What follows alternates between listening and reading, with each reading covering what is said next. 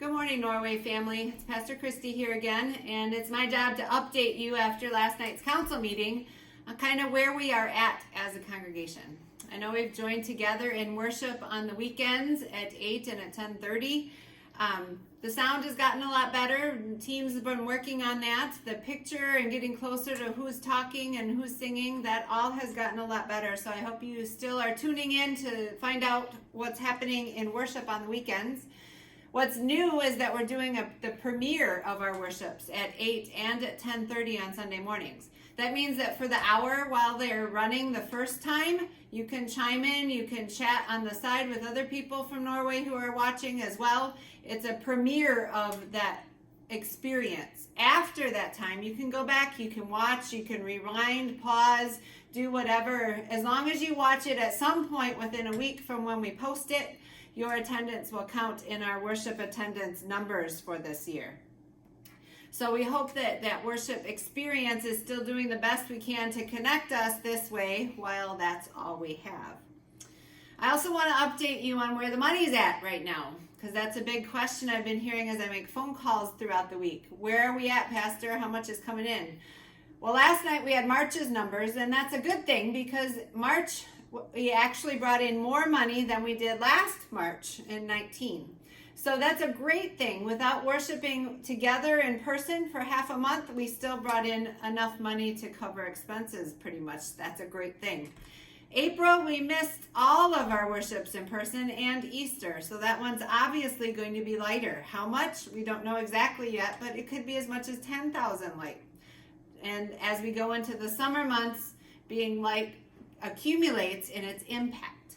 So, as the good financial planners that we have here, John Brandt, the new treasurer, and Michelle working in the office with the numbers, thanks to all their diligent effort, we qualified for and received a PPP loan from the government. That means that we've got a chunk of money sitting there to help us pay salaries and utilities, mortgage payments, the big things for the next few months. Then we file more paper and hopefully most of that ends up being wiped off. In other words, we don't have to repay most of that money. We'll have to wait that 2.5 months though, because this is all brand new. Nobody knows exactly how all of this is going to work. So we'll keep you posted. When we find out exactly how that money gets used, we will let you know that as well. But that means that our giving, our gifts that we make to Norway are all still very important. And I'm pleased to say that while we're worshiping together just on the internet, we've been receiving gifts from as far away as Texas, or old church members that Mark and I haven't seen in a couple years at least. They're coming back with gifts. We got a $1,000 check from one of those folks. So again, thank you for all those giving ways that you found in this time. We want to remind you that you can give by mail. You can go to your bank and your online banking options. If you don't want to pay for the check yourself, you can do a payment there and they'll pay for the check, or they'll pay for the stamp and they'll send us a check.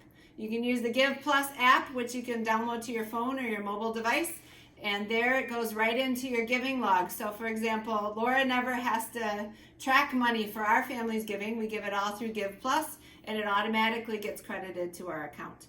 So there are lots of different ways. You can also just go straight to the website, hit the give button, and put it through on PayPal, and that works too. Lots of ways to give, and please continue to give, because your gifts, they make the ongoing worship experiences and the ministries we're trying to keep up with, allows it all to still happen. Pastor, when can we go back to coming back to church? If I had a crystal ball, I could answer that for you, but I don't.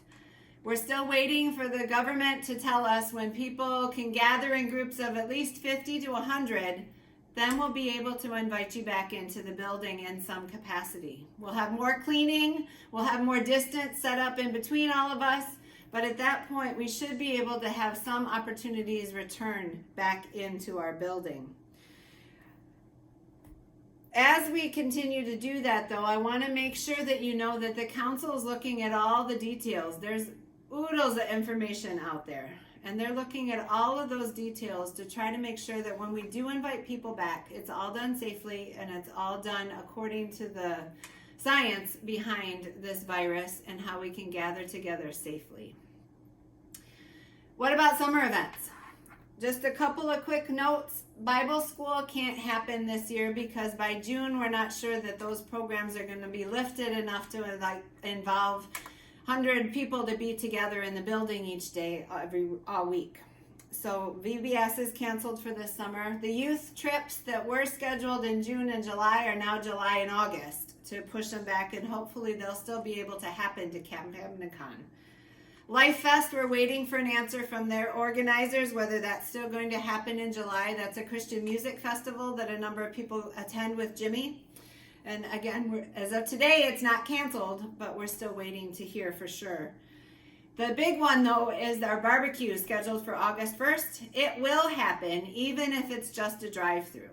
So I want to make sure that you all mark your calendars for August 1st. We'll have more information coming out sometime in May for how we'll take orders and how we'll make sure that you get that good food for the barbecue on August 1st. I know that's a lot of information. There's a lot happening. There's a lot we need to take into consideration while we try to do this distance idea. There's a lot to think about as we want to come back. So I invite you to, if you have any questions, call me, ask, let me know what you're thinking about, what you're worried about, and we'll address those individually as well.